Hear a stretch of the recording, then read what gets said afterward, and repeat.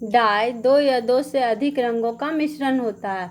रंग वाला घटक जो कि जल में तेजी से घुलनशील होता है वह ऊपर उड़ जाता है और नीचे जो कम घुलनशील रहता है वह बैठ जाता है।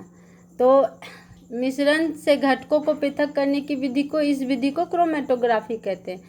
यह एक ही वैसा विलेय पदार्थ जो एक ही प्रकार के विलायक में घुले होते हैं, वैसे मिश्रणों को पृथक करने की विधि को क्रोमेटोग्राफी कहते हैं।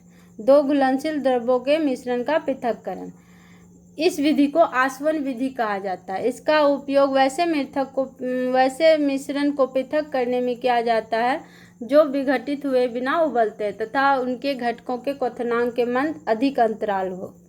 प्रभाजी आसवन विधि, दो या दो से अधिक घुलनशील द्रव्य जिनके क्वथनांक का अंतर 25 से कम हो,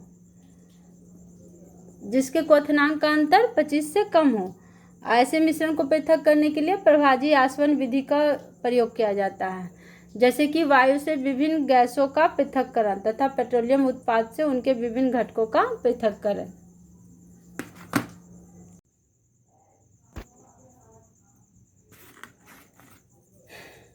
भौतिक परिवर्तन और रासायनिक परिवर्तन।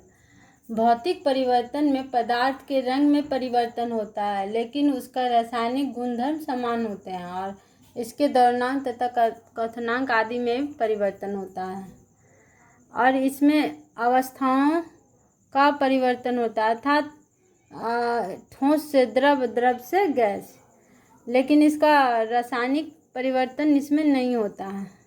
इसके संगठन में जो तत्व से यह बना रहता है, इसका मूल तत्व इसमें विद्यमान होते हैं, लेकिन इसकी अवस्था परिवर्तन होते हैं। जैसे कि उदाहरण के लिए बर्फ, जल और जलवाष्प अलग अलग दिखाई पड़ते हैं, लेकिन इसके रासायनिक रूप से ये समान होते हैं।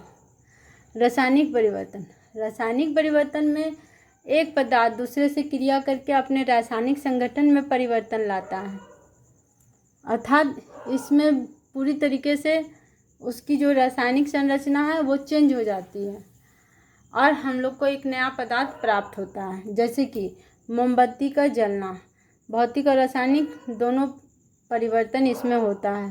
कहने का सेंस ये है कि जब हम मोमबत्ती को जलाते हैं तो इस जलाने में उसमें मोमबत्ती जो जलती है, लौ जो निकलती है और वो लाइट देती है, तो वो लाइट रासायनिक परिवर्तन में आया, अर्थात उसकी वह ऑक्सीजन, वातावरण से ऑक्सीजन को कंज्यूम करके लौ के साथ जलते हुए हमें रासायनिक परिवर्तन के फलस्वरूप प्रकाश ऊर्जा देती है। और मोमबत्ती जो नीचे पिघल कर गिरती है, उसका रासायनिक स्वरूप वही रहता है जो कि पहले था। वो मोम का बना रहता है, पिघल के गिरने के बाद भी वो मोम ही रहता है। इस तरह से वो उसमें भौतिक परिवर्तन होता है। लेकिन प्रकाश ऊर्जा जो वो हमें देती है ऑक्सीजन खपत करके, मोमबत्ती की वो जो लौ होती है, तो वो रासायनिक परिवर्तन कहलाता है।